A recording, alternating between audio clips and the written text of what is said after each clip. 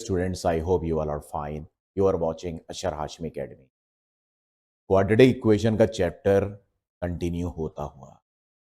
इससे पहले हमने एक सवाल किया था, बड़ा सिंपल सा, कुछ उससे ही मिलता जुलता एक और सवाल है। आपको याद होगा कि पिछले सवाल में रूट वाला हिस्सा बिल्कुल अकेला था। ठीक है, इस मर्तबा अगर आप एक बात नोट करें, उसके साथ -x आ रहा है, तो मैंने आपसे उसी वक्त यह बात बोली थी कि कोशिश करें कि रूट वाला हिस्सा अकेला रहे, बाकी सबको एक तरफ भेज दें, इससे बात आसान हो जाएगी। लेकिन अगर आप ऐसे भी स्क्वायरिंग ऑन बोथ साइड करते ना तो कोई फर्क नहीं पड़ेगा, लेकिन सवाल थोड़ा सा फंस जाएगा। तो मैं ये उस सेंस में करवा रहा हूं कि वीक और अच्छा बच्चा दोनों कर ले। इसके लिए आप एक काम करें कि रूट वाले हिस्से को, जैसा कि मैंने पिछले सवाल में कहा था, ऐसे रखें और इसको वहां भेज दें ताकि रूट वाला अकेला हो जाए, विदाउट रूट दीवार के एक तरफ चले जाए। कितना मामला आसान हो गया। अब आप इसको कर देंगे स्क्वायरिंग ऑन बोथ साइड्स, और फिर ये वैसे ही होगा जैसा था। पिछले सवाल में हमने आपको एक बात बताई कि रूट में ये पूरा लिखा हुआ है, कभी भी प्लस माइनस की मौजूदगी में इस स्क्वायर को दोनों नंबरों पे अलहदा मत कीजिएगा। ठीक है, ये सिंपल सिंपल तरीके से कैंसिल होगा। इट विल बिकम 3x + 100 और इधर लग जाएगा, जैसा आप जानते हैं, a + b का whole square. a square direct कर रहा हूं क्योंकि सर पता है मैट्रिक के लड़के होते, 9th के मैच्योर होते काफी। b square + 2ab, 2 4 8x। बाज स्टूडेंट हमसे कहते हैं कि सर हमारे जो टीचर्स हैं ना, वो इस b स्क्वायर को आखिर में लिखवाते हैं। इसमें कोई हर्ज नहीं है, लेकिन ये बाज लोगों की ट्रिक होती है कि वो स्क्वायर वालों को एक ही जगह लिखवा देते हैं।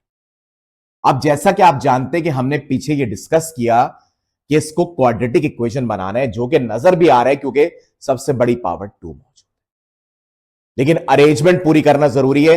हर हाल में दीवार के सीधे हाथ पर 0 होना चाहिए। तो इसका मतलब यह होता है कि पिछले सवाल की तरह हम सीधे हाथ वाले हिस्से को उल्टे हाथ पर शिफ्ट कर देंगे। तो इट विल बिकम -x², क्योंकि पावर 2 पहले आती है।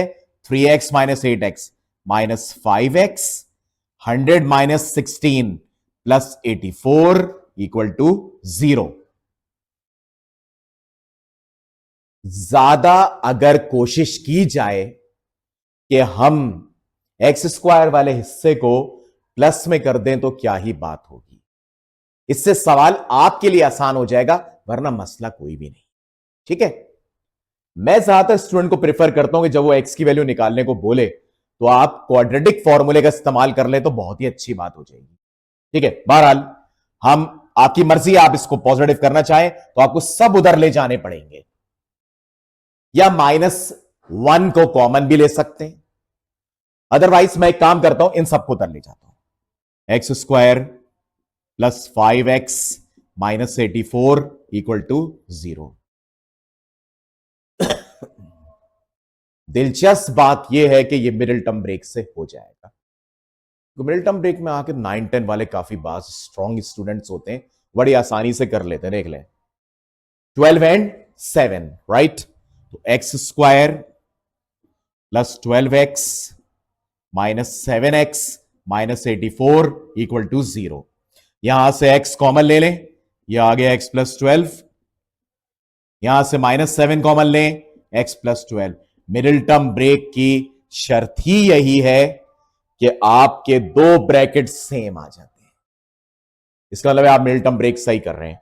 अब इसमें कॉमन वाले हिस्से को हम एक मर्तबा लिखते हैं और अनकॉमन को एक तरफ लिख देते हैं। जैसा कि लास्ट वीडियो में बोला कि ये आपको असल में ये बता रहा है कि दोनों का प्रोडक्ट 0 है। अब या तो ये 0 है, या ये 0 है, या दोनों 0 है, हमें इसका नहीं पता। तो हम क्या करेंगे कि x + 12 = 0 एंड x = -12। इस पर आते हैं, x - 7 = 0 एंड x = 7।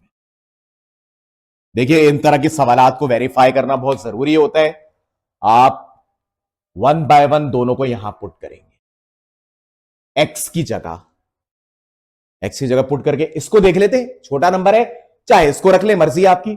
अगर आप 7 रखते, 7 3 21, 21 प्लस 100 121, 121 का रूट 11, 11 माइनस 7 4 आ गया। वैल्यू पुट करने पर जो आंसर आएगा वो दीवार के सीधे हाथ वाला आना चाहिए। मैंने एक वेरीफाई कर लिया, दूसरा आप कर लीजिएगा, ठीक है।